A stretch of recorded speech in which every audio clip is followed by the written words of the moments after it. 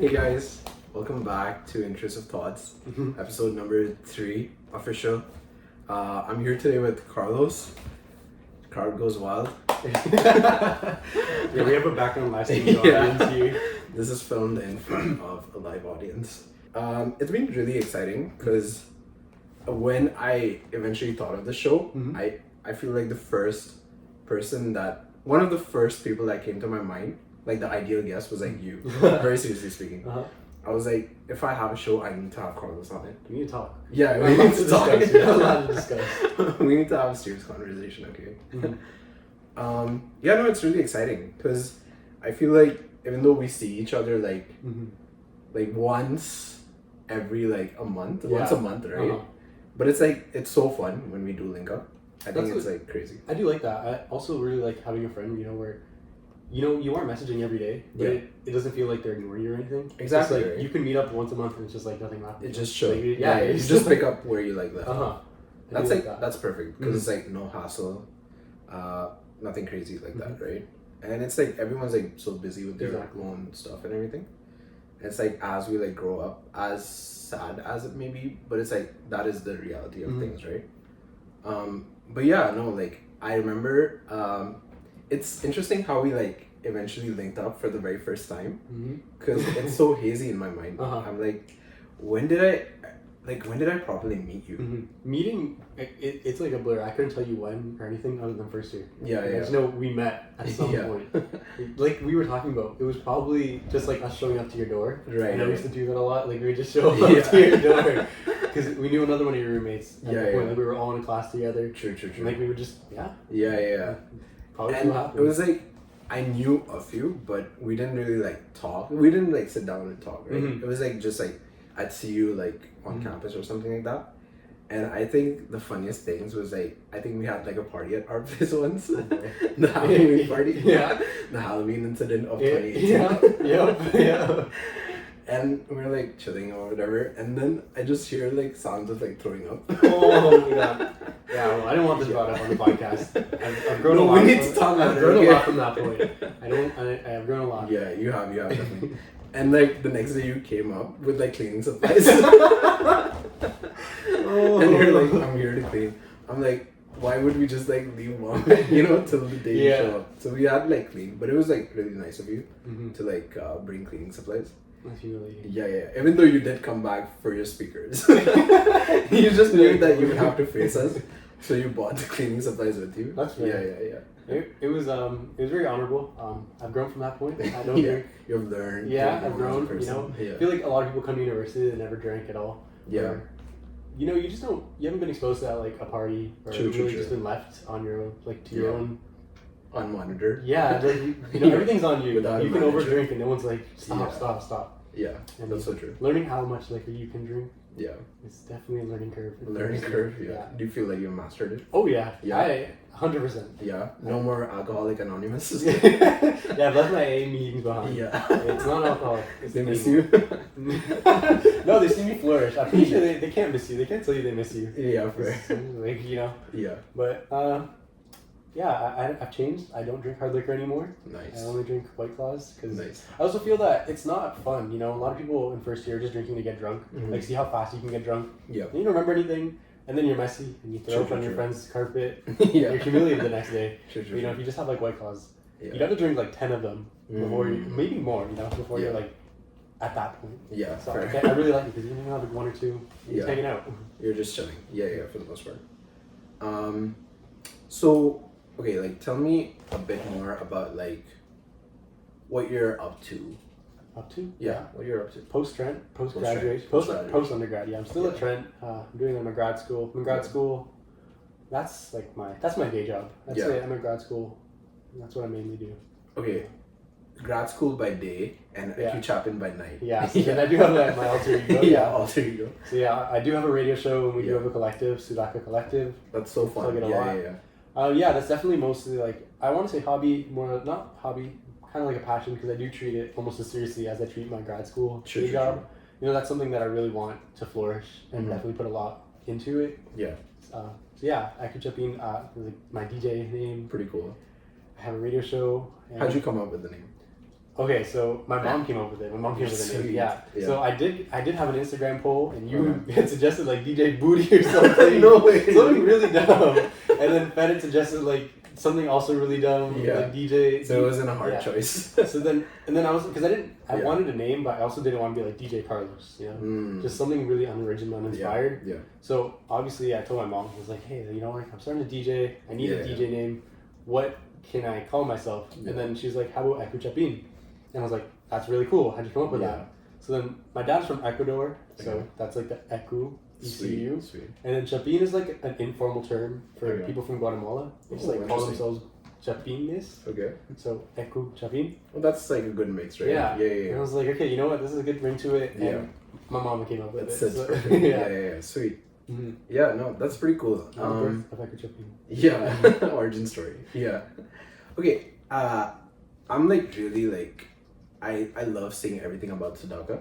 I feel like that's so cool, because even though you guys probably must have been like planning for it, we'll get into that a bit more. But like when I saw the collective, I was like, that's so cool. You know what I mean? And I was like just like getting with your friends and like doing something that you all are so passionate about. Definitely. Is like amazing, right? So tell me a bit more about like how that came into play. I feel like you can even probably remember. I feel like Fed and I, like you had said, like we were carrying that speaker to your house. Like, it was like rolling on the campus of the speakers. So my roommate Federico and I, we were roommates in first year. True. And I don't know, like as soon as we got together, we realized like, you know, we both like to put on a party. Not just like put on a party. It's like, you know, we both really like curating a party, like putting on good music. Like you go to a party in first year, and it's always like throwback music or you get some rap music. It's like country music. And no one's really dancing. But we both really wanted that, you know. True. An involved crowd, crowd at that party, you know, kind of just dancing. Yeah. And I guess we did start that. We started having parties in our dorm room. We got a lot of trouble for that. We had to like we just got into a lot of trouble throwing parties. And we went to your place and threw parties. Yeah. And then it got to the point where we just got in trouble everywhere. So we would just bring the speaker around two parties. True. Kind of take over parties. Yeah. So yeah, I guess it was just like a natural thing. Like we both realized we really like throwing these parties. We like having people dancing. Yeah. Kind of just having fun, having this environment. And then so like we'd always joked about. It was always like a joke, you know, like we should start like a group or something. You know, like we didn't, not even like a collective, just like a group to create music. I don't know, just host parties. And then I don't know. I think Sudaka didn't really start until after we graduated, but. I think the real idea of being DJs and having this collective came in second year. I don't know if you were there for second year. We had turned Fed's basement into a nightclub. I do remember. Yeah, Rare Nightclub. Rare Nightclub. So Rare Nightclub is like iconic. You with the Supreme ski goggles. Like an iconic night. No, that was true. That was so much fun. Because it was like boiler room vibes, right? Yeah. It was straight up boiler room. It wasn't the boiler room. Yeah. Like, it wasn't the water heater was there. Yeah. Lives up to the name. Yeah. So I guess that's like when we really said like, okay, you know, we can do this. We're hosting parties. Yeah. You know, and then Fed bought a DJ controller, and I guess like the rest was history. But then I guess COVID happened. I think that's what really stunted the, you know, us really progressing. But just like everybody, you know, all of our creative ideas were kind of just like sapped away. Yeah. It's like how you host a party? Exactly. You can't even get together. Yeah. And then I guess we finally graduated, and we're like, let's just do it. Let's just do it. Like we both DJ. What's really stopping us? You know? Exactly. And it's really just an Instagram account. Like we're just posting our mixes. You know. Going to DJ at venues. True. In Montreal. Like I don't know. I think it was really just having a just do it mentality. Yeah. I think that's what has really pushed me. I think so. I agree with you, because even though like I feel this might be different, but I feel like it is kind of the same. I feel like a lot of people are so passionate about being like content creators. And not like TikTok way, okay? Not like TikTok. Okay, apart from TikTok, right? Just like being really passionate about something and like putting it out for other people to see. I feel like that takes a lot of like courage and confidence and like just like getting over that like cringe line, you know? 100%. Yeah. I agree, you know, but like cringe is just a social concept. It is, right? It really is. I tell that to myself every day I wake up. Yeah. You know, like it's not cringe if you don't tell yourself it's cringe. I don't know. True. I guess it's definitely like confidence. I feel like I had to break out of my shell and accept. You know, who cares? I think I tell myself that a lot. Like, just do it, and who cares? You know? It may be cringy. To like other people, but at the end, like you're out there doing something and creating. 100%. And that's the thing, right? Like, we tell ourselves like, oh, what if other people think that that's cringe? But everyone else is just in their 9 to 5, just coming back home doing the same things, like stuck in a routine. When they see their friends being like out and about and doing things that they're passionate about, even with like a 9 to 5 and stuff like that, they appreciate that. I feel like, even though I've just put out like hardly like 1, 2 like not the best episodes, like in terms of like production wise, people have like messaged me and be like, that's so cool. Yeah, I did not expect that. I really thought that I would get bullied for it. No. Yeah. I think that having like a creative outlet to even just break out of that routine is really important. Like you just sitting here and talking to this mic, like us, I don't know, in the end we're really just two people who know each other, talking into this mic, but like you said, you're just creating something. Exactly, I think right? People appreciate that. 100%. Being outwardly passionate about something and like putting that into action takes a lot of effort, a lot of courage, and I feel like that is very commendable, for you to be able to do that. And I love hearing like your SoundCloud music. I love hearing like the Canada DJs radio show and stuff like that. Like that's so much fun, because I feel like and especially from people that you know of, because that makes it so much better because you feel like you relate to them. And anytime you talk about something on Canada DJs, I feel like I remember when Carlos told me that, and that's so cool that he said it on the show. You know what I mean? So that's like very cool. Yeah. I think also just how to explain it, like just just doing. Exactly. Just doing something. Yeah. Like I go on Canada DJs and it sounds like it, like to me, I feel like I also have to get over that barrier of like, why am I gonna go do this? Who really cares? Yeah. But I don't know. I think just creating is really important. Very true. Very true. Just making something. Exactly. Yeah. And I feel like when you show up, people that do appreciate your work will also show up.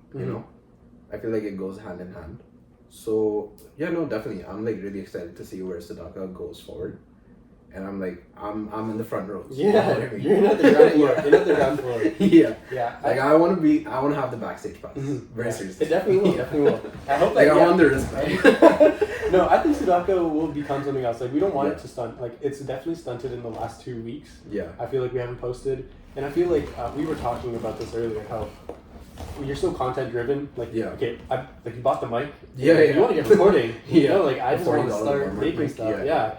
And I feel like that's definitely happened with us. Like we were putting out content too fast. True. And we should have like waited and held off on it. But Sudaka's just getting started. I feel like I 100% agree. Like I feel like even like my brother, he was telling me like like take it slow with the podcast, like focus on quality over quantity. But I don't know, something, even though I do agree with him, but I don't know, something about that was like I don't care. Like I wanna. Like right at this point, I'm really like motivated and really driven. So I want to get as much of it out before I just like start to lose interest, Definitely. Because I feel like if I put like brakes on it, I might like go back to thinking like, oh, like it's cringe, like nobody want to see it and stuff like that.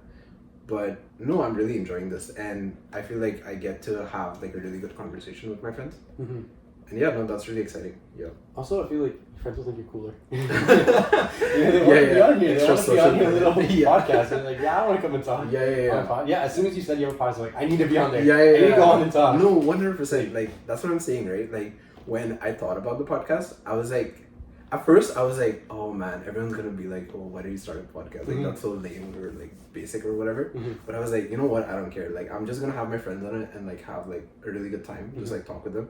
Like get Carlos on the show, get Wanshi, get Emma on, get like Shrija, everyone on the show. It'll be like a blast, And that's what I'm doing. So I'm like, I'm enjoying myself. Yeah. I think it bleeds into your like regular life too. Like you just start being more comfortable. I found that like being on the radio. Yeah. Or prior to being on the radio, like prior to being in like my grad school, I had a really tough time like talking to people for a long period of time. Just like doing presentations, I don't know, just talking and expressing my opinion. Like I'd rather just stay quiet about it. But even being like on this podcast, I feel like eventually you'll find that. You can just talk. Exactly. You just talk to somebody. Like, it doesn't matter. Just like blabber. And it's someone's gonna catch something for sure. Right? You just throw something at a wall, something's gonna stick. Yeah. Yeah. That too. Yeah. That's why I have 4 jobs right now. One of them has to stay. Well, one of them has One to. of them, please. I need one of them to be profitable. At least one. Please. Can't go back. No. I agree. Yeah, no, that's interesting. Okay, like, I feel like I asked this question a lot because I also did ask it on my previous podcast. Mm-hmm. But I'm really curious to know how you manage your work and Ecuchapin, Mm-hmm. like your alter ego. Like, when do you decide who gets to shine the most? Mm-hmm. And down the path, when either one like really picks up, right? Mm-hmm. How are you going to prioritize the other? Mm-hmm. That's a good question. I feel like right now, I've been motivated. Mm-hmm. I don't know. I think I've been like in a better space. Yeah. I don't know what's changed, but Yeah. I feel like I've been very motivated, and that's caused me to maybe overload my plate. Okay.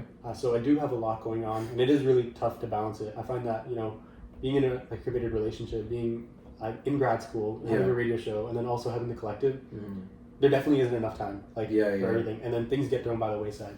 And I think I find that the way I prioritize things is just just kind of going with it, and whatever becomes the most pressing will get the attention. That's true. Yeah. So like I will record all my Canada DJ stuff and do all my research like on the Thursday before, on the Thursday that I have to record the show. Yeah. So yeah, it is a bit last minute, but I think everything is kind of last minute, and I think that might be my fault right now, just like having too much to do. Yeah. And that's why I'm letting go of Canada DJs. Like, Okay. I'm having a lot of fun. And it's really fun. Like, I love doing Canada DJs. Yeah. But it's just like there's not enough time. You think so? Yeah. Like it takes up a lot of time. I definitely underestimated how much work it would be.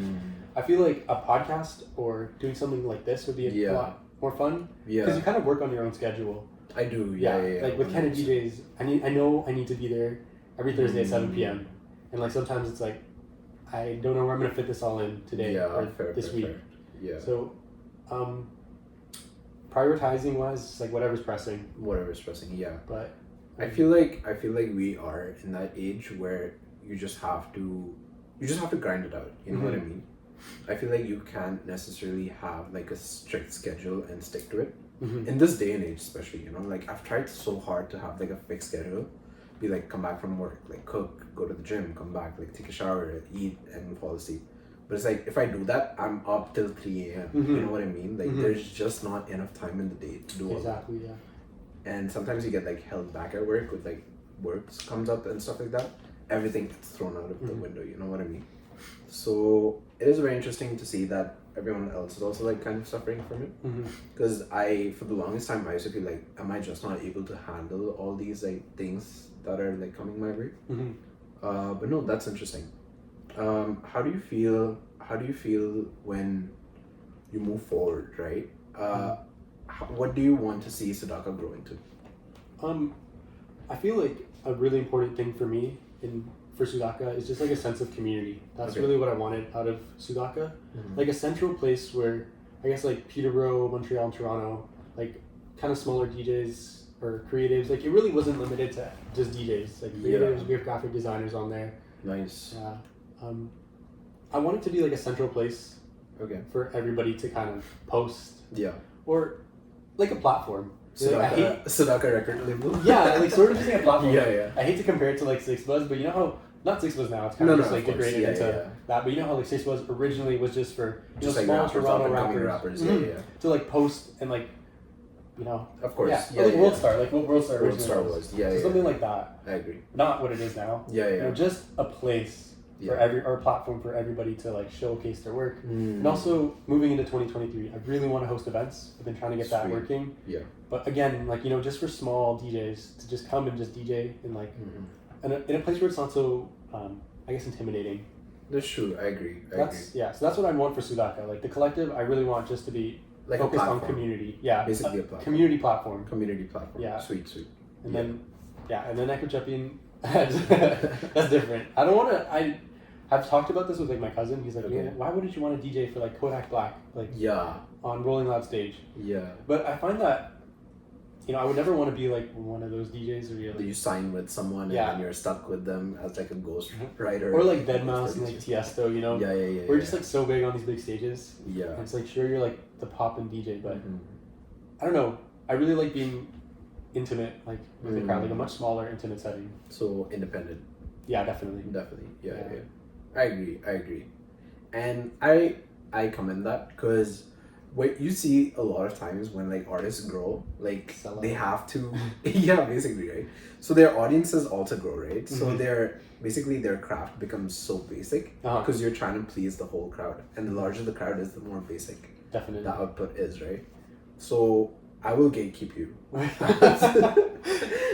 If someone asks me, do you know Ecuchapin, where I can find his music, I'll not tell you. No, we can't get this anywhere. We can't get this anywhere. That's fair. Yeah. I agree. I would definitely wouldn't want to play like a venue that seats like 10,000 people. Never. That's fair. Like we've DJ'd in Montreal. Yeah. And they're over there. It's like, I don't know. The venues that we've DJ'd at are like definitely smaller venues, and I do like that a lot. It's like what? Maybe like 200 people in there max. Yeah. No, that's fun though. That's perfect. Yeah.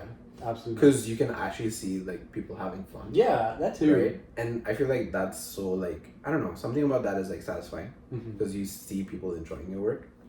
That's really cool. I commend that for sure. What do you want this podcast to become?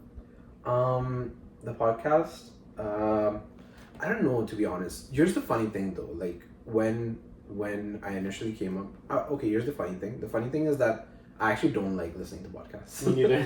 Yeah, I don't have the attention span. I don't have the attention span. I quite respectfully don't care. I don't care what you think about like pineapples on pizza. Yeah. Like I don't 100% agree. Yeah. You know what I mean? Like if I know you, that's another thing for sure. Like, you know, like I want to know your like thoughts on like certain things and everything. But for the most part, I'm like, whatever, you know what I mean? That's why I want it to be more of like an interview kind of thing, where like I get to know my guests and we just like talk about things that we're interested in, you know? Like, I'm just here to talk to my guests, and if we feel that we are interested in that topic, then we will talk about that. You know what I mean? That's very honestly, I just want it to be like a genuine thing. Yeah. Don't want it to be like basic or anything. Just like low-key stuff, you know? Like yeah, and it's just fun. It's just like a side project thing. You know, like I want to, when I'm like, I don't know, like 40 or something, I want to be like, damn, I should have started a podcast. That's fair. Yeah. Just having, I feel like it's easier to just do it and cringe about it. Sure. Regret it. Exactly, right? Yeah. And who knows, like if it picks up, then it picks up. You know what I mean? And you're gonna have like, who's next? You know, Alexander's on here. You get Joe Rogan on here. Okay, can we talk about that? Your Twitter feed is amazing. Okay. I stopped tweeting recently. You did. You've been holding back, and I don't want you to hold back. I have like 5 jobs now, so I need to see you on my timeline.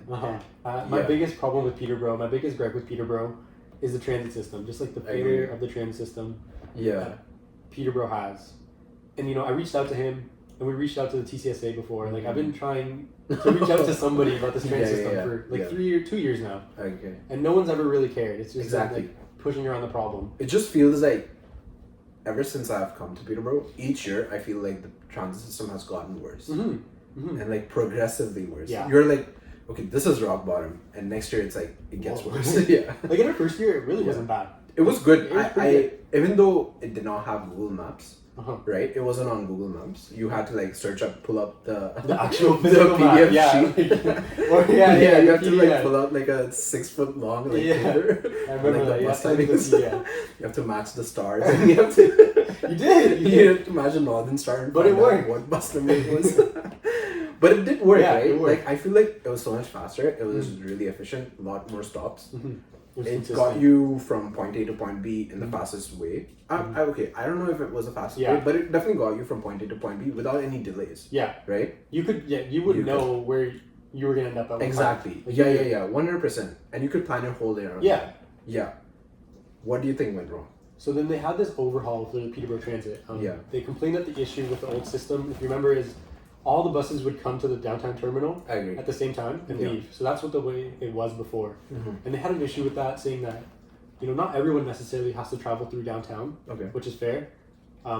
So they changed it to a grid system where like the buses would run basically on a grid and then you would transfer from one bus to another Instead of going northwest or north-south, you'd go like to east-west bus. Yeah. And you transfer there. Mm-hmm. And then the issue was that they completely redesigned the whole transit system, but they didn't interact or ask anybody who actually took the bus. Exactly. Like they didn't consult people who took the bus Yeah. about how can we better serve you with this transit system. Yeah. So they overhauled it basically overnight. Okay. Like within a week, they changed everything, 10 the stops, and then we got the new stops. And then all the city councilors who voted on it admitted that they've never taken the bus. Exactly. So basically everyone who's responsible for, giving us a better transit system has never taken the bus. Yeah. And I think that was the biggest issue. So then I was still taking the bus at that point. Yeah. They've never seen the dude remove his shoes and just like put his feet up on the bus. You don't know what I've been through, man. At that point, I was still taking the bus. I don't take the bus anymore. I got a car. Mainly because the bus is just so bad now. Exactly. I feel really privileged that I was able to get a car. Yeah. And if I didn't need a car, I wouldn't have one. Exactly. Yeah. And I sometimes hate talking about the bus because, I drive a car. I feel like a phony. But it's because the bus was so bad. It is. You couldn't take it anymore. It is so bad to the point where you have to go and get a car, which is like so much more expensive because you're paying for gas and you're like maintaining the car and stuff like that. And I feel like the bus system was just so like, it was so comfortable, right? You're just like, you just get in, you just wait for your stop, like get out, like no delays, nothing. But it just like people that have never taken the bus, just like one fine day, they just come in and they just like disrupt it all, right? And every person that I've spoken to, like it was just like taxi drivers or like cab, or just like what is it, like U-Ride or Y-Ride drivers. Everyone has told me like it just did not make sense for them to do that. You know what I mean? So I'm still trying to figure out like, and it kept getting worse. So it's like, first time you mess up, right? Why can't you just like rewind and go back to point A, right? Why do you decide to go to point C instead, which is like 10 times worse? And I feel like the problem now is that they've let it just stay that way, and now their argument is it's too late to go back. Yeah. But my biggest gripe when I initially changed was that there was a lot of really accessible bus stops. So I used to take the bus a lot to the mall and to then Shamong, Talese, that area right there. Right. So then there was a bus stop right in that plaza, right in front of Talese. Better thrift shop, Talese or Valley Village? That's a good question. I go to Valley Village more now. Okay. We'll say that. Okay. We'll say that. But so there was a bus stop right there in front of the Talese, very accessible, had a little shelter, and they moved it outside of that to a hill on a grassy patch. No way. Yeah, so like a random spot. Yeah, like a random spot, a grassy patch on a hill. Yeah. This is extremely inaccessible, especially when you consider that Peterborough has a lot of like senior citizens. Exactly, right. See, Peterborough is known for like a retirement city. Very true. So, and then a lot of things happen. So the same thing with the mall one. It was right in front of the superstore, very accessible with a bus shelter, or like right where the mall like entrance is. So you can see the bus pull up, but they've moved it like 100 meters away, just like onto the street. True. So that was my biggest complaint at first. They've made this bus so inaccessible, and it's clearly like it's clear that you guys have never taken the bus and you planned this, and then also the problem was that it was now like before all the buses would come to the downtown terminal and they would leave, so you would never miss your bus. Exactly. They were all there at the same time. True. And now you got to transfer and they never work. It's like I have to take 3 buses to go to the same place. It used to take me with 1 bus. Exactly. It's just a shame. And they've also like had issues with filling in driver positions. Yeah. And I think that makes it even worse because now you're supposed to like follow the Twitter account for Peterborough Transit. And let's say your bus is at 6 p.m, right? Yeah. 5:59 p.m. there's a tweet that's like, 6 p.m. bus is canceled. Yeah. Thanks, I guess. That's also pissing me off. That makes me really mad too. The bus makes me so mad because it used to work. Yeah. And now it doesn't. You guys failed so poorly. And that's the common excuse, Sure. And then I feel like I've heard this excuse a lot. The bus drivers, there's not enough of them and they're getting treated poorly. And I agree 100%. But the problem is that it worked before. Just like go back. You guys, there was enough drivers before. Exactly. But you guys expanded to this huge system. Yeah. Where there's clearly not enough drivers. True. Like, you guys ruined it. You shot yourself in the foot. Yeah. Like there was enough drivers. Yeah. It was working. True. That's what makes me so mad. And and then they cancel buses. Right. And then they're just like, well, there's not enough bus drivers. Yeah. But it's your fault. Yeah. And then just no one cares. That's what makes me really mad. Sure. Like, I tweeted at them. Yeah. Sure, that doesn't really help. Yeah. Just complaining, but we reached out to the TCSA. I reached out to Alex Beer.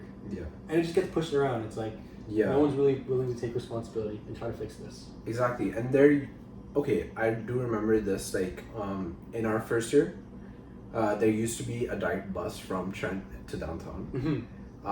That was like the West Bank and the East Bank buses. Yeah. Awesome and buses. Then awesome, right? Yeah, they that were so was like helpful. so perfect. They were perfect. I am a Trent student. I'm paying so much of tuition. I expect at least a bus to take me from my university, which is like, let's be honest, like it is on the outskirts of mm-hmm. It's definitely at least to downtown, right? Yeah. And it's like they canceled that, right? They got rid of it. What did TCSA? What was their excuse for that? It was COVID, and then they never brought it back. They never brought it back, right? Because then they overhauled the system. Yeah. And then now they're like, oh well, there's so many buses that go back and forth, but there's no direct bus. Like there's no. I don't know. It's a shame. Yeah. That bus was like the best bus. Exactly. It came every 5 minutes. Like it was just perfect. It would take you literally everywhere, or at least to the important points, right? Do you feel like TCSA has a bigger role to play in this, or they should be playing a bigger role? They should, 100%. Yeah. You know, I feel like that they have an immense amount of leverage because if you consider that there's 9,000 undergrads, and we each pay $300 for the bus pass, like just round that up to 10,000. That's like an incredible amount. What is that? $300,000 that they hold. That, you know, they could hold it over the, like, kind of, it sounds shitty, but it's like their leverage, you know. We should exactly, right? Because you are the highest paying customer. Yeah, right. Exactly. Like we're without paying a doubt, so much. without a doubt. No way the retirement home is paying more than that. Like Trent is just paying so much money. To the transit union or to the transit system. Exactly. It's like, why aren't you guys bargaining? Like in the students' faith? At least like, okay, like the saddest thing for me is like I TA, so I'll get my emails like in the middle, like 20 minutes into lab, I'll like get my phone will buzz and I'll see it's like the bus never showed up. I'm really sorry. I'm gonna be late. It's like, yeah, it's not your fault. I don't blame you at all. It's like the buses just don't show up. Like you guys aren't serving the students. True. Embarrassing fact about the TCSA actually. Okay. So this year they had their little referendum, their voting thing. Yeah. And then they have to have a ratification. Okay. Basically, like the TCSA has to sit down formally and have an open and like public meeting. Okay. Where they vote on it to confirm everything and it becomes official. Okay. But they need like an X amount of TCSA execs to be there. So they schedule the meeting, they host the meeting, and not enough of their own execs show up to their own meeting that they scheduled. No way. So this year, 5 of the 7 TCSA positions are vacant, and they didn't ratify anything.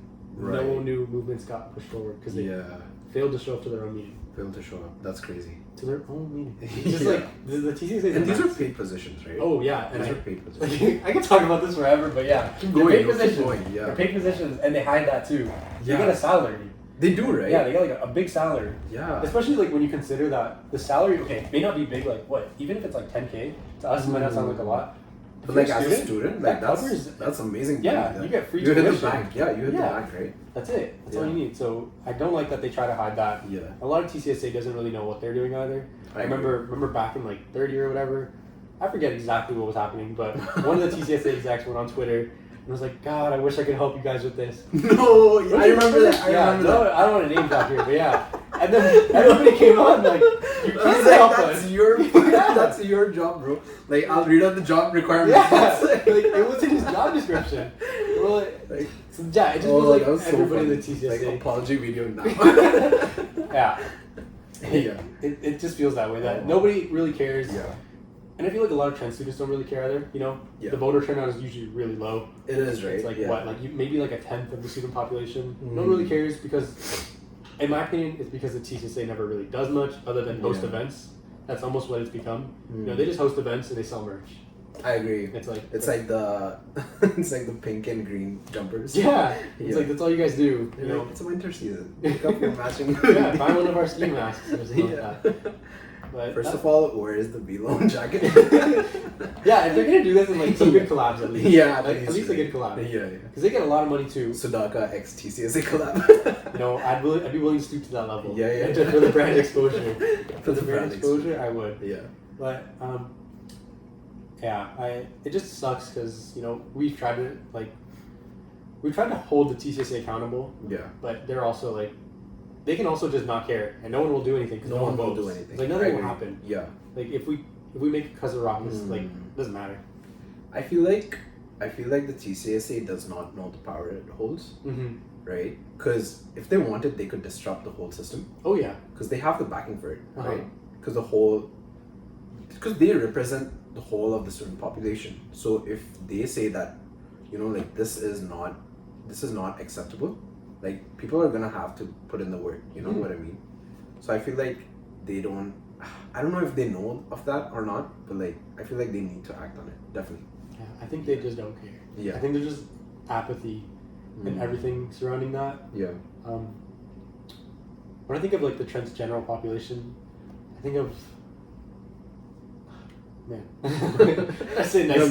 No, go for it. Like a lot of just kids, like at least the domestic students. Okay, a lot of them come from like suburbs. Yeah. Where again you're not really involved in your local politics. Like I don't know, back home I can tell you who my local politicians are. Yeah. There's just like such an apathy towards like any sort of local policy. Local politics. Yeah. I think that's what it is. It's just like the student body doesn't care. Yeah. Because it also doesn't affect them. The students will kind of just accept like the bus is the bus. Yeah. It is what it is. I know what you mean.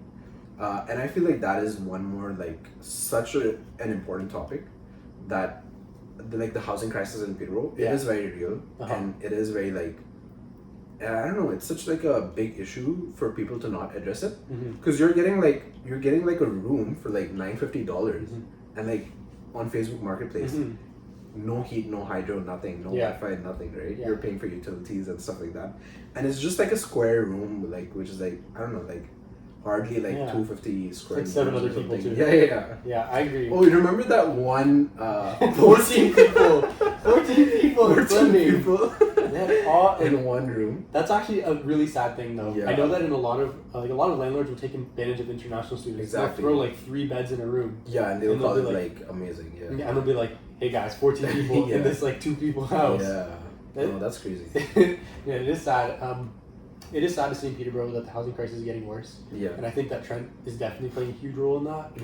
And I feel like what happens in Peterborough all around is that like, we'll react to it when it happens, and if the damage that I cause isn't gonna cause me to like, if I don't have to deal with the fallout of my damage, then I won't deal with it. Yeah. Like Trent is just accepting all these students. I agree with you, and okay, it's going to get to a point where it's going to get so bad that the local residents are going to blame the international students for coming 100%. to Trent, right? Yeah. Which is like not their fault. Like Trent gave me the acceptance letter. I'm here. I'm like paying for my tuition, right? But I didn't know that there was like a housing crisis going on in the city. Like, why did Trent call me if there's a housing crisis going on in the city, right? And I feel like they have set up like this like off housing campus help or whatever. Like I don't know the position that is called. Yeah. But I'm like, you're going to show me like $50. Yeah. Like they're just gonna show you stuff like the that. overpriced Exactly. apartment. Right? Yeah. You're just showing me like the Kijiji listings that I can see on my phone. Scrolling with you. I feel like that's what they're doing too. And yeah. I feel like there's a lot of jobs. Yeah. Like this is a broader topic. I feel like there's a lot of jobs where people don't really do anything. It's like, what's really your job? 100%. Like, I was talking to Rania about this earlier. Yeah. Like a few weeks ago. Like, okay though, like what is a foreign minister? Yeah. Like, what do you really do? No, that is important though. Oh, like you mean like for a country or like what? Or just like, okay, that's like a bad example, but like the off housing. Yeah. Like, what do you really do? Whatever. Or like whatever at Trent, there'll be like random positions with random names. Like random positions. What are you doing? Like, what do you actually do here? I agree. Okay. Okay. This is like so funny. I remember this one time. Someone had told me about this. But it's so funny when you like talk about like people and their like jobs and stuff like that. I remember, I think Shuja was telling me once that you were at Starbucks. I'm like, you were at Starbucks. Oh no! And you were waiting in such a long line, right? And there was this one girl at the Starbucks counter, and I think it was like her first week or something. Oh my god! And you got like a drink from her, and it was like too much ice, and I think you asked for like less ice or something, and you were like, why did she give me this? And she heard you. I don't remember this. No. I don't remember. It was so funny, and like her face dropped. Aww. And she was telling me about it. I was like, that's so funny. Yeah, I may have been too outspoken before. Yeah. Can't take you anywhere. No, that's interesting though. Yeah, I feel like Trent is a very special place. Yeah. I love the school. I love. I feel like as a grad student, I don't really interact with lot of the school anymore. Yeah. But I like the place. Yeah. It's a nice place. That's true. Yeah. It was your birthday soon, so I did bring a gift, a reverse hardware. Sweet. Yeah. So I'll let you open it on the podcast. Thank you. That's so sweet of you. I love the packaging, by the way. Rania did it. Aw, that's so sweet. So I saw this a month ago, yeah, and I was like, this is so I am. Like, I need to get this because it's like, this is kind of like how we bonded. No. So that'd be perfect for bad day fishing still beats a good day working. No, that's so sweet. I love it. I'm gonna hang this somewhere.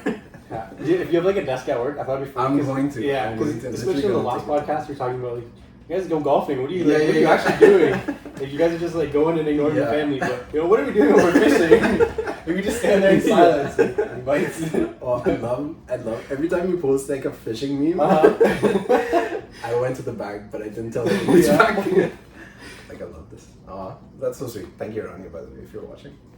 Thank you.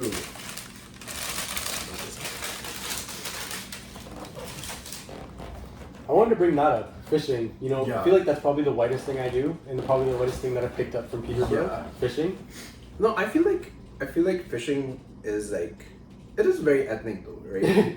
It is, right? Because it used to be, I mean, not it used to be, but it still is like a form of livelihood for so many people. Definitely, yeah. And so many people like regard it as such an important part of their culture. Uh-huh. And I don't know, fishing was like so much fun, like catch and release, like, or just like catch and cook, like catch and grill. Yeah, I don't know. I guess I grew up here, very sheltered. Yeah. So definitely here, especially because I grew up in the city, so it's like there's nowhere to fish. Yeah. It's just like people up north who would fish. Yeah. And then, so in my mind it was Yeah. It was like a white people thing. True. But I feel like coming up here, I was like, people always go to Peterborough to fish. It's like, why not? Why not? Like a fishing rod's like $20. Here, yeah. Like, you get a word. Marketplace. Yeah. Beat up an old lady for it. You just steal a fishing rod from an old woman. Yeah. And then like you take a worm out of the ground. And you just stand there. No, that is so funny.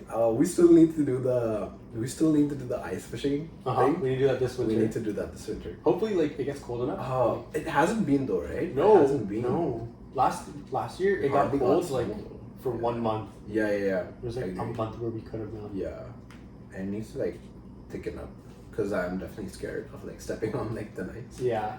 Yeah, for sure. But no, that'll be fun because it's definitely been like a really long time since I've gone fishing, and it'll be fun. I'm excited. Yeah. It is because it's like it's not something social. Like, you really just go out there, just stand there, and think. Yeah. That might be like why it's like so popular. I feel like a lot of men do it. Like a lot of men go fishing. Just to like talk. Or I feel like it might be like a form, like of therapy. Moving away from toxic masculinity. Yeah. It's like an acceptable form of therapy. Ecuchapin on toxic masculinity. Because you're really just standing there, like thinking, as you like a lot of it. It's not called catching. It's called fishing. A lot of the time you're just standing there, and like I'll go with Ronnie. She's like, "This is so boring." I'm like, just think, just listen and think. You're like, shh. Yeah, you're scaring the fish. Like you're scaring the fish. You're like, please not now. Yeah, it's like your time to think. Yeah. So I feel like it's kind of like a thoughtless activity, a mindless activity. That's true. You just go out there. Yeah. And also, it's an easy way to get out. I feel like fishing is one of the most humbling activities. Also that, you're like, I'm bad at this. You realize you're not good. We need to talk about the time we went to Fish Haven. Oh my god. Best ever experience. I still like feel so scammed. I was so sad. Though you have to tell them because that was like it was like stepping into like cult grounds, Yeah, it was like concerning. Yeah. I remember we show up and Fish Haven at first is like, okay, this is a bit of a sus name. Yeah. But maybe it's like a haven for fish. It sucks because there is a fish haven, but this is a fish haven. The H is added to the haven. Yeah. But there is like another one place which has better reviews, by the way, which is Fish Haven, but joined together. So you have fish and the word haven joined together. But the one that we went to was FIS. Haven is like attached to it. So I feel like that was part of the. They probably even do that. They try to like bank off the actual Fish Haven. Yeah. And then we go, and it's like some really religious guy. He's like, yeah. He's very religious, and he's talking about how we're all a family. Yeah. When we're like, okay, where's the boat that you advertised? They advertise the boat. They advertise like I don't know how many meters of open water. Yeah. And we get there, it's like a polluted like puddle. Yeah. With clearly no fish. Like nothing can survive there. Yeah. Yeah, that was a scam. Yeah. And he was like, he made us like wear these like what do you call it, lanyards and stuff like that. It was like, send me a picture of everybody. Yeah. It's a weird place. Like, I'm just here to fish, you know. Yeah. Like, jeez. I came back and I was so disappointed. I was like, just like. That was a humbling experience. Definitely like a life lesson. Yeah, definitely. Yeah. Should have known better. Like we're in Peterborough, everyone comes here to fish. Exactly. Why am I going over there? That's true. That's true. Like we could have gone to like the pond. Yeah. Had a better time. True. I see some huge carps at the water near Trent. Like, yeah, huge I've seen carps, them. huge carps, massive. I've seen those. Yeah, need to get back. Need to get back to fishing, definitely. In the summer. Yeah. I didn't get to go fishing that much this summer, but that's true. Yeah. Okay. Take on Kanye. Take on Kanye. Yeah, because I know you're like massive Ye fan. massive. Yeah, I definitely I was a big Kanye fan. Yeah. I was a big Kanye fan. Yeah. I stick with Kanye. Yeah, stick with Kanye. Yeah. I'm a big Kanye fan. I know I feel like I've been listening to Kanye like my whole life. So I went to a babysitter when I was a little kid. Okay. And have you heard of Much Music? No. What is that? So you know MTV? Yeah, I know. So MTV used to be like, originally it was like, they would just play music videos. Okay. So I went to a babysitter when I was a kid, and all the older kids would put Much Music on, which is just Canadian MTV. True. So they would just play music videos. Yeah. And then they would play the Kanye music video for Stronger. I don't know if you've seen it. Where he's like, it's like Japanese, he's like a robot, being built. Yeah. And just like incredible to music hit. Yeah. Like the song was so cool. Yeah. Like this Japanese visuals, like the Daft Punk helmets. True. Really cool. I think that's like, so then I just got into Kanye at really young age because of that. You know, the older kids were playing him, he was popping, his music was popping. Yeah. And I still am a big fan of his music. Okay. But, you know, lately with everything he said, I used to defend him, you know, he's severely mentally ill. And I used to defend a lot of things he said, but at this point it's gone to the point where, you know, we're really watching him destroy his own career and legacy in real time. Yeah. So at this point I've really just stopped defending him. Like there's no defending what he's saying anymore. That is true. But I can't deny that the music he's created is incredible. Yeah. I really like the music. We'll go down in history for sure. Yeah. I will say. I agree with you. I feel like he really needs to get help. I feel like because I did watch like the documentary on him, and I feel like a lot of places life has been very unfair to him. You know what I mean? So I don't know. I'm definitely not trying to justify anything, but definitely needs to get help, right? And it's just sad to see like one of the people that you like grew up watching and just like.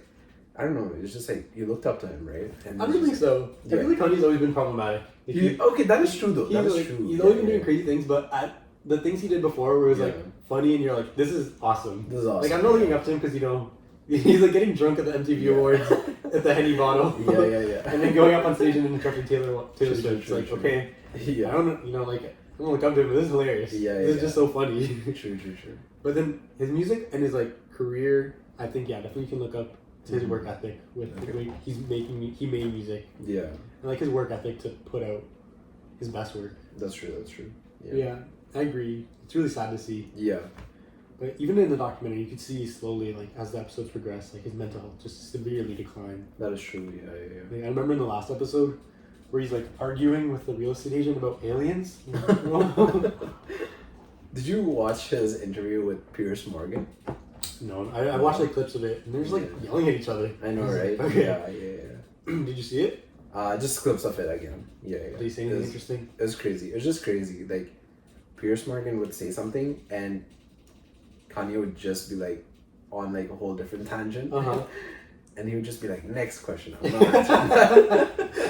It was like hilarious. I do like that too. You know, just like, kind of like the no bullshit. It's like I'm not answering this. Next. I do like that. And like Kanye texts you like, "Fine, God." Spotify Rap Day. Spotify Rap Day. Let's talk about Spotify Rap Day. Shame. You wanna go? I haven't seen yours. Okay, it's like nothing too crazy. So I've got first. Who did I get first? I got Pierre first. Oh yeah. Okay, I did see that. Yeah. Second was I think Drake. Okay. Okay, in my defense, I think this was a really good year for Drake. I feel so. Especially with the House album, House music album. I think like that was my best, like my favorite of his work, out of all his work. Her loss, I feel like, was very like false advertising with like the snippets that they showed in the beginning, and like none of the music sounded like that. And I feel like also 21 carried the whole of the album. So second was Drake. Like I don't know how Drake came into second, but he did. Like he sneaked in. Yeah, for sure. Third was an Indian artist called Pritam. Pritam is like, how do I say this? Pritam is like one of the best producers. Okay, I need to put you on Indian music. Very honestly, I feel like there's so much inspiration that you could, I feel like, draw from it. And I feel like I will get you to react to one of the songs that's like so popping, and everyone's been talking about. And this rapper is from Brampton. Like, I grew up next to Brampton. I was gonna tell you, like growing up next to Brampton, I definitely was like taught how to speak a couple words in Punjabi. No way. Yeah. Seriously? Oh my god. Yeah, of course. So when I got scam calls from the Punjabi girl, like subsidy guys. No. No. It's so funny. I didn't know that. What the heck? Okay, like I'm telling you. So my school that I went to. When Rudy was like talking about Sidhu Moosewala, I was so surprised. I was like, how does Rudy know like Sidhu Moosewala? I was like, damn, respect, you know, like respect. I was like, I thought Rudy knew about like Brampton music, but I didn't know you knew about it. Definitely, I feel your culture. Yeah. Oh my god. Okay, so if you're ever in Brampton, go to Samosa Sweet Factory. Best samosa place in Brampton. Okay. Like all of the brown kids, whenever they bought samosas for school, they buy them there. Okay. And I was like, where are you getting these? Like, you that's their sweet samosa factory. Yeah. But so the school I went to, white people were the minority. I think there was like 10 white people in the entire grade that we graduated with. Nice. And everybody was like ethnic. And there was also a lot of Indian kids. And then I don't know, the Indian kids would just like teach you shit. Yeah. Be like, you gotta learn. Obviously they teach you how to like swear and stuff. Yeah. And then they teach you like the basics. So how was that? How was like, okay, I'm so interested because I didn't know this. Okay, how was it like growing up with like Indian kids? I mean, I love Indian food. Yeah. So like, for me, I enjoyed it. Yeah. Also, I don't know, as a little kid, you don't think about this kind of stuff. Exactly, that's like, so true. I just like, there's a lot of Indian kids, but it's like, I'm not really thinking about this. It's like, all my classmates. Same color as me. Yeah, it's like, we're all brown. Same less, you know? Yeah. I feel like it was cool. Like a lot of the school events, they could have like the Wali events, they'd have like Bangara, true. assemblies, you know. Oh no, that's so sick. Yeah. Okay. Like all these. So you grew up like, okay, that's so interesting. So you're more surrounded by like Punjabi people. Yeah. A lot of Sikh people. It was almost entirely Sikh, the population around me. Yeah. That's so interesting. That was very interesting. Yeah, that's pretty cool. A lot of my friends were Sikh. Yeah. I think, I don't want to say everybody was Sikh, but I think like a very large majority. A very large majority was Sikh. Yeah. That's so sick. I don't know why ethnic enclaves exist, but. What do you mean? Why did Indian people decide to settle Brampton? You know, like why? Oh, in Brampton, why ethnic enclaves exist? Like, that's so true. That's so true. Why Brampton? Just like a random. Here's the thing, though. Here's the thing. I feel like Indian people have a really strong sense of community. Okay, so like communities are like big thing. I like in that a lot. People. I think I've enjoyed pros and cons though. Pros and cons. Okay, pros and cons. Because then you have like these communities that don't necessarily get along too well with the other people. Most part they do, right? But then you have like a few like rotten apples or whatever, and then like it like spreads, and like, everyone distances themselves. But for the most part, it's like amazing. Like you're gonna have so much fun, and everything's like so much more exciting when you like have people that you grew up with and everything, and like you just like you're at their place the whole time, they're at your place the whole time, and you're just chilling. You know, like it's fun. But no, what were you saying? I don't even know. The communities. Oh, yeah. Yeah, well, like, why? But like, same thing with like, there's a Spanish like ethnic enclave. Okay. There's like just like ethnic enclaves. I don't know why they exist. Just interesting to me. It is. Like, why settle in an area? Like obviously, probably like one Indian person moved to Brampton. It is. And then someone else is like I know another Indian person who's in Brampton. It literally is. So, okay, this is like a stereotype, but some stereotypes are true. Two brown people in a room, they might know each other. You ask them, what's your uncle's last name? They're probably gonna have the same last name, and you can branch them out. You know what I mean? You can build a family. Yeah. a good distant family tree, and you can be like, what? Your third uncle's cousin's nephew is my cousin's nephew. And it's like, it's pretty crazy. Yeah. But no, it is like that. Like let's say I move to like Brampton, I'm gonna call my family and be like, yo, I'm here, like come through, pull up. They're gonna pull up, and like it's just gonna like they're gonna call their relatives, you know. So like yeah, it definitely does grow, especially like in Indian people. Like Indian people love going. No, that's a general statement. I was just going to say like they like being like staying together and like staying close to people that they know of or they know personally. But yeah, I think that has something to do with just like, I don't know, it's like a sense of safety, you know. It's definitely comforting that, you know, especially it's comforting knowing that you know someone. Yeah, especially like coming to Canada, it's just like such a different place. Very true. There's like at least that little bit of comfort in having your community still around you. You know, people you can relate with. Yeah. Talk to still.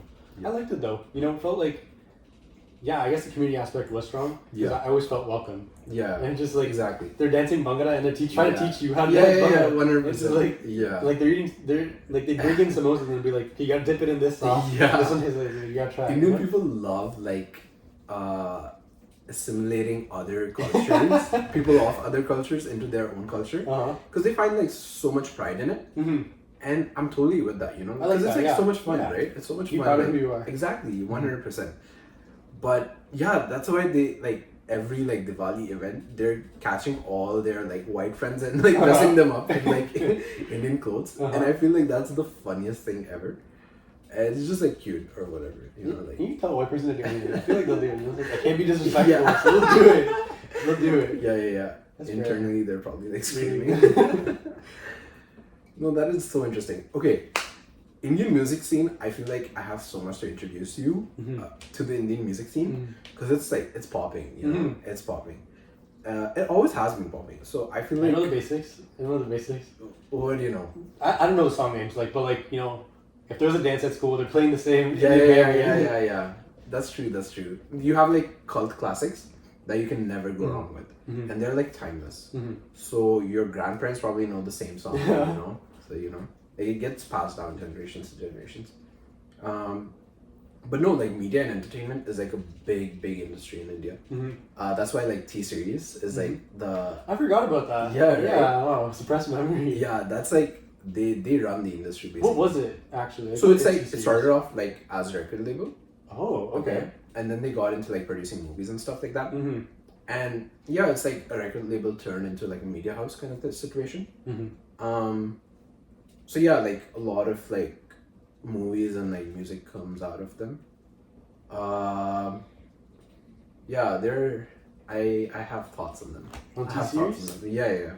I remember like the whole YouTube thing, how they were like the most subscribed to channel on YouTube. Yeah, it kind of is like a monopoly to some extent. You know what I mean? Do you think they're pushing for like quantity of just like yeah, for sure. But like they produce so much that some things are like good, you know. So like it's like jobs. Exactly.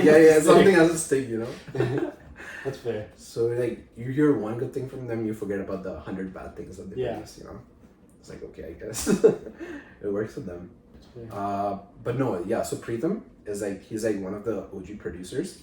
And like any famous Bollywood song that you know of is probably produced by him. And his story is so interesting, okay? So when he started off in the industry, he produced some cult classics, okay? And these were like timeless hits. And he used to produce like a lot of heartbreak music. And for some reason, Indian people eat that shit up. I don't know. Eat up heartbreak music. That might be like, same. Yeah, it's the same. They eat up heartbreak music, okay? And he used to produce heartbreak music. Here's the cool part. All his music was copied from like Korean songs. like the lyrics or like the beats? The beats. Okay? Oh my god. And he'd not even like sample, like straight up like, mix to match, you know? And like obviously the lyrics used to be in Hindi. But it's like if you did your digging, you would find it. You would definitely find it. So he started off there, like, you know, like, and then like he hustled and like he's up there, you know, like yeah. More original now. Making his own stuff now. Yeah. I guess. Like we might have to do some more digging, but who knows, right? But yeah, he's put out some really good work. And it just so happens to be like any Hindi music that you do hear is like, it somehow has some connection to him. Mm-hmm. Like he has either like produced the beats or like produced the song, so he's top 3 in my Spotify. Fourth was I think Steve Lacy. Oh wow! Yeah. I did not expect that. Yeah, it was just that Steve Lacy phase. You know what I mean? Did you see him like in the concerts and stuff like that? Like throwing shit, getting mad. That's fair. And he'd like pop quiz the audience. Yeah. And, like sing the rest of it. Yeah. That was like really funny. I wanted to go to the Steve Lacy concert so bad though. It was like tickets were like $350. He came to Toronto? Yeah. Damn. Like basic tickets were like $300. Jesus. Yeah. Super expensive. Where did he play? I don't know. I don't know. Actually, I don't know. Damn. Yeah. But yeah, and I think fifth was Playboy. Yeah.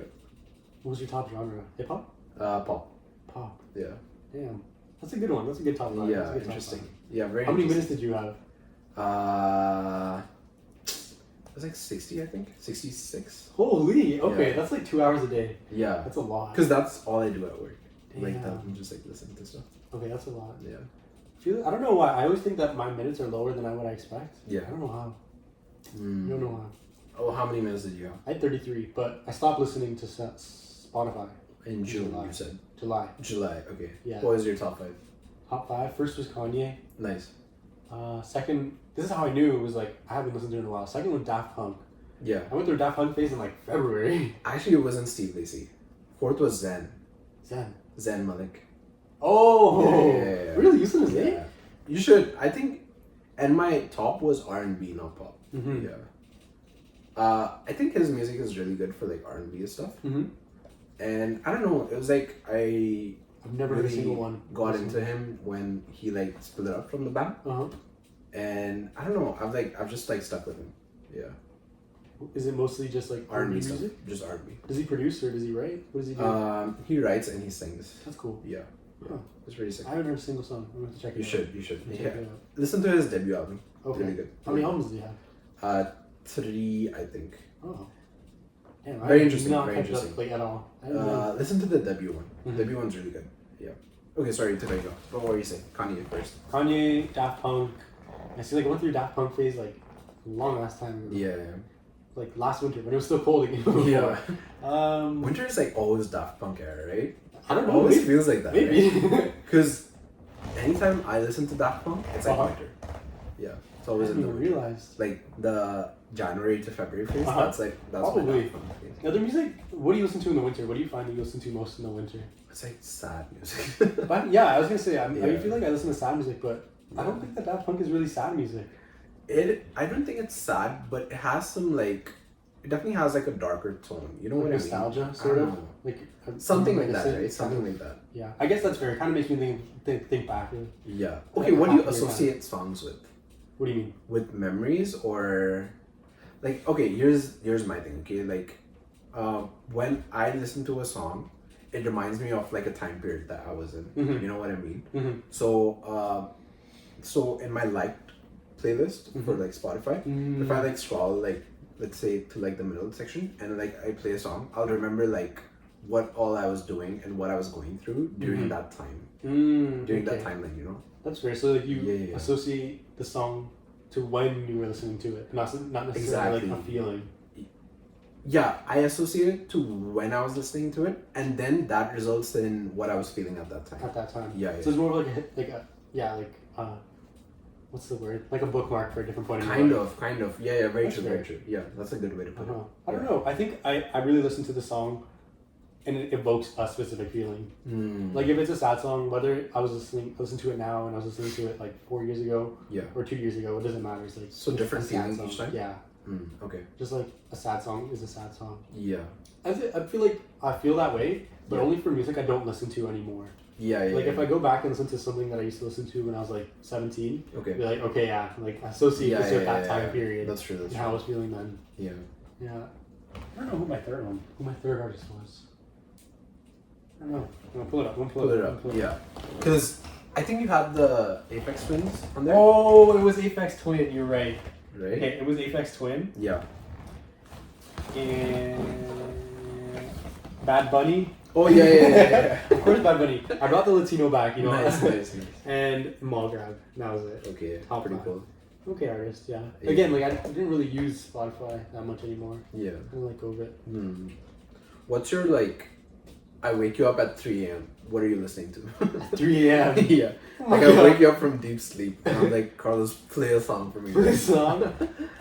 Probably some house music. House music, nice. Definitely some sort of house music. Yeah. I feel like I don't know any song names anymore. So I only use SoundCloud. Yeah. And it'll be like Big Booty Mix Volume 3. You know? Like it's really like just like the randomest name. It'll be like 10 plays, 3 likes.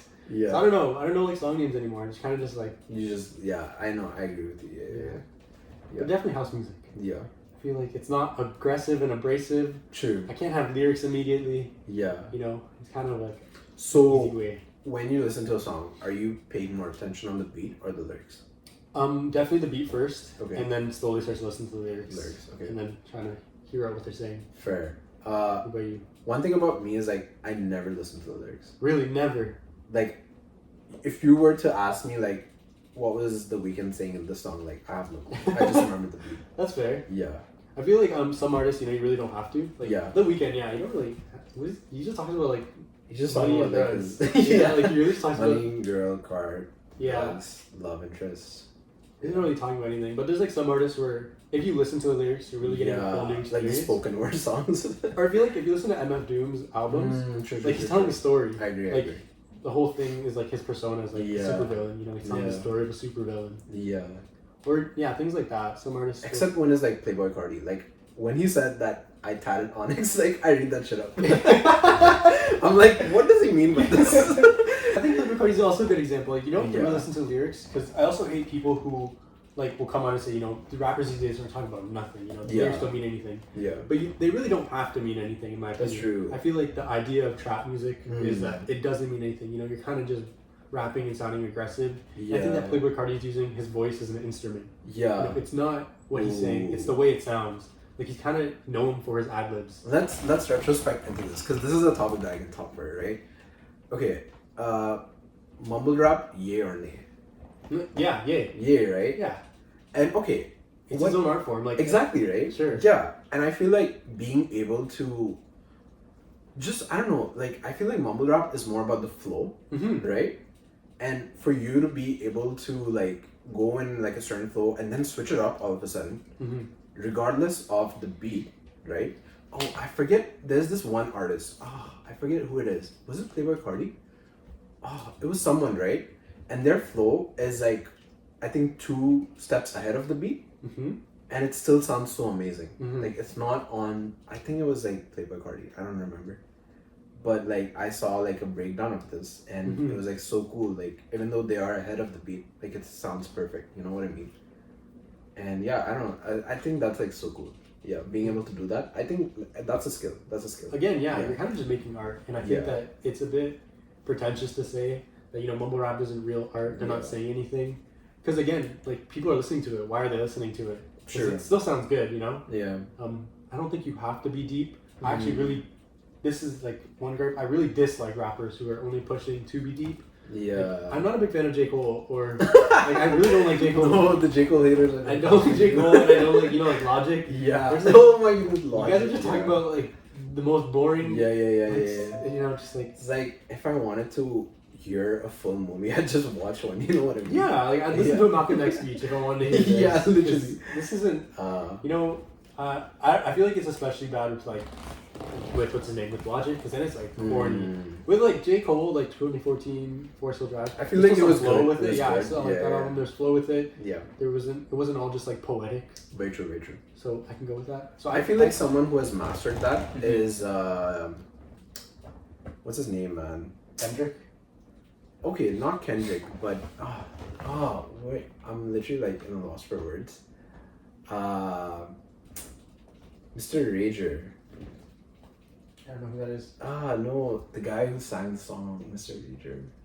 Oh, Kid Cudi? Yeah, Kid Cudi. Kid Cudi. Literally like a lost for words. But yeah, I feel like Kid Cudi has mastered that a lot. I feel like his music has story to it and also has flow to it. You know what I mean? So I feel like that's pretty cool. Yeah. I only really listened to one Kid Cudi album. Really? From when I was a kid. Again, Like Yeah. seeing the music video for Day and Night as a kid on Much Music, it's just like this album. What is that album? Like Man on the Moon? Something like that. Yeah. I don't know. I feel like I've listened to Border's music. I haven't listened to a lot of his music. But Fair. what I was trying to say was that I feel like even mumble rap can be better than like these lyrical, super well spoken, poetic rappers. Very true, very true. I'd rather sit here and just like jam and not think about anything to this mumble rap. Exactly. I don't want to be like sitting to like listening to a song and like start taking notes. Yeah, just like thinking about the gun violence in America. It's like, okay, you know what? Like I care, but it's like I don't really care when I'm trying to listen to this music. Yeah. I'm just trying to turn up. You know what I mean? Like in the shower. Like I guess it does have its time and place, but yeah, of course. Yeah. Also not a big fan of that. Yeah, I'd rather like listen to like spoken word or something. If I had to. Yeah, if I had to. Yeah, no, that's interesting. Okay, one artist that like one mainstream artist that you definitely want to like collab with. Yeah, like Ecuchapin and Bad Bunny. I love Bad Bunny. Like Bad Bunny's like the number one streamed artist, the most mainstream artist in the world. Yeah. Bad Bunny. I genuinely love Bad Bunny's music and who he is. Like, I feel like probably all cultures, toxic masculinity is a big thing. You know, you have to be like a manly man. And Bad Bunny will come on here and, you know, he's painted his nails, he's wearing like these goofy sunglasses, doing whatever the hell he wants. Yeah. You know, and people love him. He's the most like played artist in the world.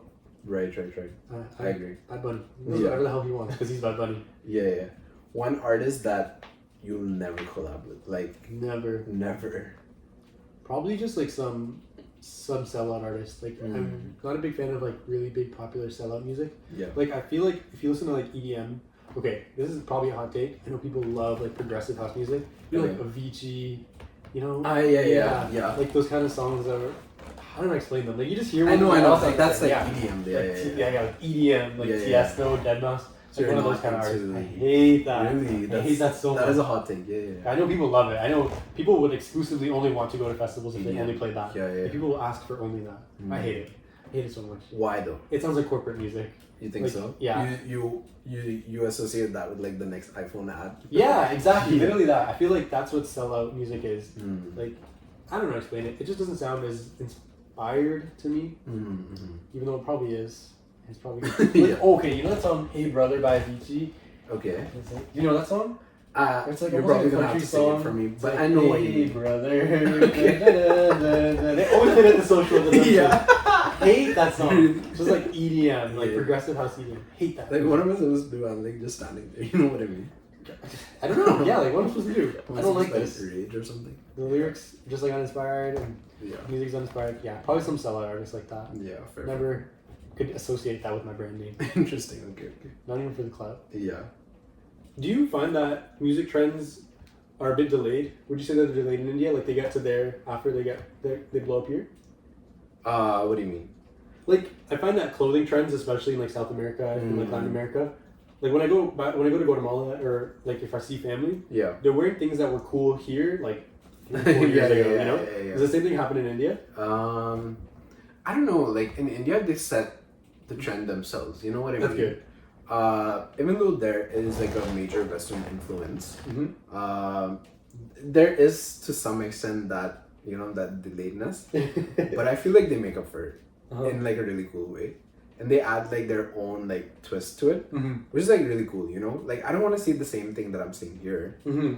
I want to see that a lot more, new, definitely. Right? Yeah, like creating your own style and like trends. Because I find that so cheap. Like when I go to like Guatemala, it's like, what? Really? You guys can go with your own trend? Like you're still wearing what we like Aeropostale? Like, come on, something innovative. I like that. Gucci belt. It'd be like Gucci belt, really tight jeans. It's just like, it's like okay, that was cool like 3 years ago. But. That's true. Yeah. No, that is really interesting. I'm so glad I got to have you on the podcast and just talk to you and like pick your brain on stuff. Can't wait to have you again. And I definitely want you to bring your like mixer board next time and like telling you cook something boring. up. No, I want to cook something up. Okay, next time we will. Yeah. Have you seen those videos where like Charlie Puth? He's just like, here's a spoon sound, here's a drum sound, here's a piano sound. Put that all together, and it's like this. Like amazing beat, like out of nowhere. We can mess with stuff. Yeah, I figured out how to get the drum machine on mine. So got the drum kits? No, it's like a it'll chop up your song, so you can take little mini samples and turn it into like a sort of a drum. Ooh, sweet, so sweet, cool, sweet. Cool. Yeah. Okay. I'm excited. I had a lot of fun. Thank you for having me. No, of course, anytime. Waiting to have you soon. How long can we talk? As long as we want. No, how long did we talk? Oh, almost an hour and a half. Okay. Yeah. Yeah, I said that your last podcast was long, but yeah, you just like it gets there. talking. Right? It just gets there. Yeah. But yeah, no, thank you for having. Thank you for coming on the show. It was really fun. You need like an outro song. Yeah, you should make me an outro song. That's so cool, right? I can't produce music. I really want to learn.